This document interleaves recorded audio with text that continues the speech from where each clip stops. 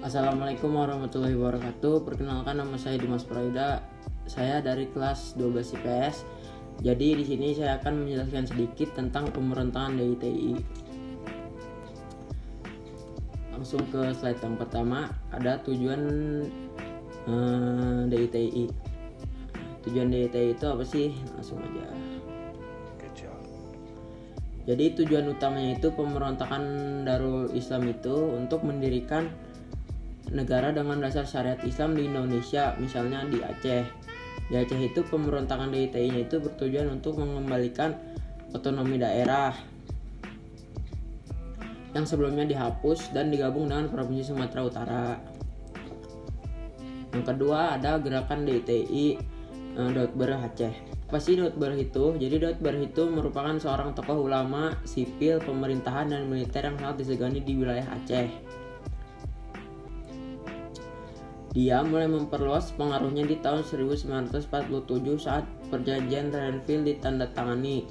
Saat itu hampir seluruh wilayah Aceh dan sekitarnya nggak terkecuali pejabat pemerintahan yang ada jadi pengikutnya. Jadi dia kan seorang tokoh ulama, sipil, pemerintahan, dan militer yang sangat disegani. Jadi mungkin orang-orang itu pada takut dan terus jadi pengikut dia. Terus tanggal 20 September 1993 Daud Berh mengumumkan deklarasi kalau wilayahnya jadi bagian dari negara Islam Indonesia atau Darul Islam. Nah, disebut juga dengan Tentara Islam Indonesia. Tujuan pemberontakannya langsung aja. Yang pertama, mengembalikan otonomi daerah. Di awal kemerdekaan itu seluruh Pulau Sumatera itu menjadi satu provinsi. Salah satunya Aceh. Aceh dijadikan provinsi tersendiri dengan otonomi khusus karena karakteristik masyarakat Islam yang beda dengan wilayah lainnya. Selain itu, pemberian otonomi juga jadi bagian dari menghormati perjuangan rakyat Aceh selama perang mempertahankan kemerdekaan. Kedua, mencegah kembalinya kekuasaan oleh Balang. Apa sih kekuasaan oleh Balang itu? Langsung aja kita lihat. Oleh Balang merupakan pemimpin adat dan formal yang berkembang sebelum Indonesia merdeka. Nah, yang ketiga, penegakan syariat. Ini syariat Islam ya. Jadi wilayah Aceh itu memang kondisinya beda dengan provinsi lainnya. Makanya diberi otonomi khusus daerah istimewa. Nah, jadi Aceh itu pengen wilayahnya itu sebagai pedoman syariat Islam. Sampai saat ini juga Aceh menjadi daerah otonomi istimewa. Terus pemberontakan DITI pimpinan Daud Berh tujuannya untuk mencegah timbulnya kekuasaan oleh Balang buat mengisi kekuasaan yang ada. Kekuasaan oleh Balang dianggap gak sesuai dengan syariat Islam yang ada di wilayah Aceh. Nah, jadi balik lagi ke yang tadi, Aceh kan pengen wilayahnya itu negakin syariat Islam. Jadi oleh Balang itu nggak sesuai sama Aceh dengan syariat Islam, jadi diganti sama Daud Berh. Tuh.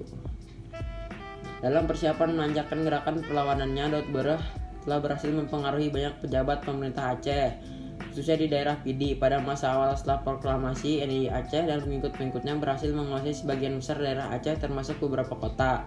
Nggak lama setelah pemberontakan pecah, pemerintah Republik Indonesia melalui Perdana Menteri Ali Sastroamidjojo segera memberikan penjelasan secara runtut tentang peristiwa tersebut di depan Dewan Perwakilan Rakyat pada tanggal 28 Oktober 1953. Jadi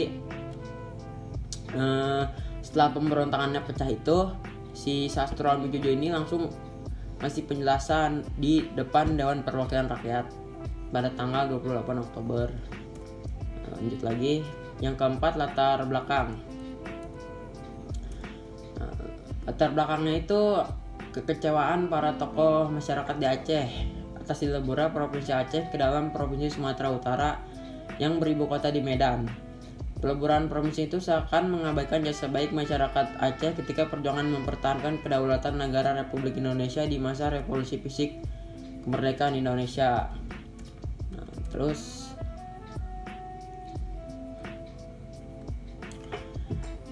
kekecewaan Daud Berh terhadap Jakarta semakin berat dengan beredar rumor tentang sebuah dokumen rahasia dari Jakarta. Dokumen itu disebut-sebut dikirim oleh Perdana Menteri Ali Sastroamidjojo yang isinya berupa perintah pembunuhan terhadap 300 tokoh masyarakat Aceh. Nah, yang kelima itu gerakan DTI di Jawa Barat.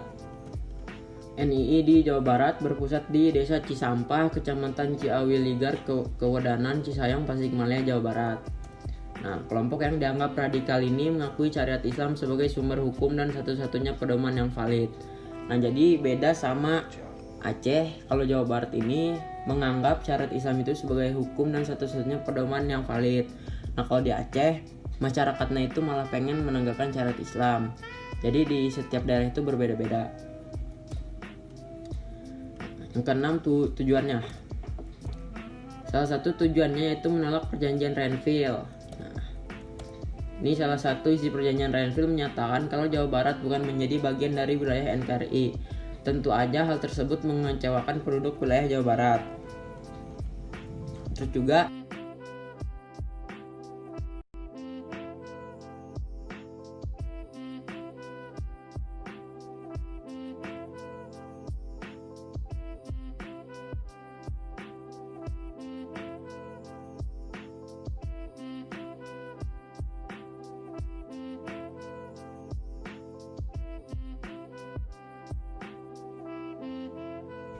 jadi latar belakangnya itu bentuk gerakan yang dimana akan muncul dari terdapatnya sebuah perjanjian Renville yang dimana akan melakukan pemaksaan dari tentara Indonesia untuk pindah dari Jawa Barat dikarenakan sebuah kekalahan yang didapatkan oleh pemerintah Indonesia yang ada pada pihak Belanda. Dalam hal ini gerakan tersebut menciptakan sebuah bentuk dari dampak yang dimana sangatlah besar pada pemerintahan Indonesia, yang dimana mereka yang dianggap masih belia pada saat itu yang tidaklah hanya berasal dari wilayah Jawa Barat akan tetapi juga menjadi tersebar ke seluruh wilayah provinsi yang ada di Pulau Jawa dan juga seluruh provinsi yang berada di luar Jawa. Oke, jadi segitu dulu penjelasannya, kurang lebihnya mohon maaf.